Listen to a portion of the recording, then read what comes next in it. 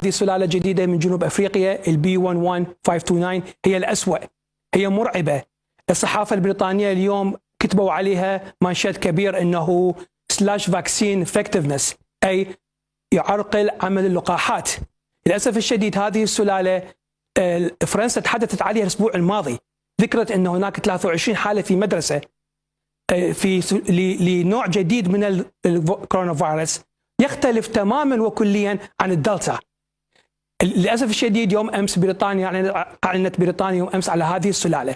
هذه السلالة تضم 32 طفرة بالغشاء البروتين الخارجي للفيروس. عموما جميع السلالات اللي نعرفها الموجودة، سلالات هذه العام مثلا أو العام الماضي، تحدث عليها طفرتين، 3 طفرات، 5 أو 7 على الغشاء البروتين الخارجي سبايك بروتين. هذه السلالة حدث عليها 32 طفرة بالغشاء البروتين الخارجي، أي تم تغيير الشكل الخارجي للفيروس تقريبا بشكل كامل، وغير من شفرته الوراثية الكثير منها اللي نحن نستعملها في لقاحاتنا. استخدم هذا الفيروس نوع غريب جدا، أو هذه السلالة جنوب أفريقيا جديدة، أخذ طفرات من سلالات منها الألفا والجاما والسي 12 وكذلك المو. أخذ الطفرات الخاصة بها لتخص الانتشار، أخذ 3 طفرات منها، لذلك سرعة انتشاره ضعف سرعة انتشار دلتا. سرعة انتشار دلتا هي 130 مرة أكثر من سلالات العام الماضي، معناها هذه السلالة الجديدة سرعة انتشارها 260 مرة أكثر من سلالات العام الماضي.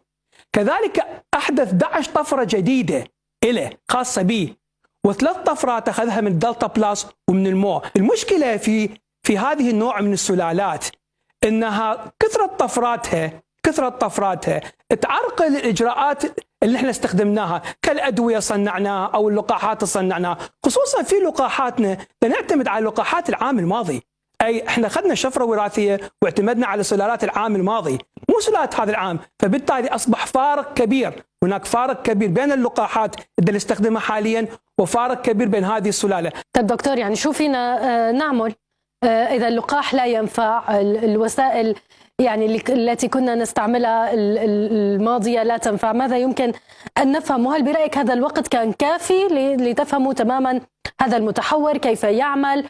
ما هي الأجسام المضادة له؟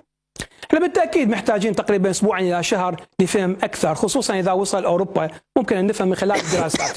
ولكن اللقاحات روح أخذ الجرعة الأولى وخذ الجرعة الثانية. ديمومة مناعة الجسم ضرورية جدا. اللقاحات تعمل ولكن لا تعمل بشكل جيد. اللقاح إذا يعمل 40-50%، إذا يعمل اللقاح 40-50% ممتاز جدا مع هذا النوع من السلالات. احنا ما نعرف، ما عندنا دقة بالضبط أرقام حقيقية، ولكن هاي التوقعات. بس اللقاحات ضرورية. كذلك الجرعة الثالثة يجب أن تكون من فايزر. هناك احتمال أن يتعامل بشكل ملحوظ مع هذه السلالة، وفايزر يعطى بعد 5 أشهر من الجرعة الثانية. وكذلك الكمامة والتباعد الاجتماعي. احنا شفنا قبل اسبوعين او 3 المؤتمر غلاسكو، مؤتمر المناخ، آلاف من البشر الكل ملقحين، الكل لابسين كمامة، ما ينتقل الفيروس من انسان الى انسان اخر. لبس الكمامة ضروري جدا، يمنع انتقال الفيروس، واللقاح يمنع انتقال الفيروس من انسان الى انسان اخر بنسبة 99%.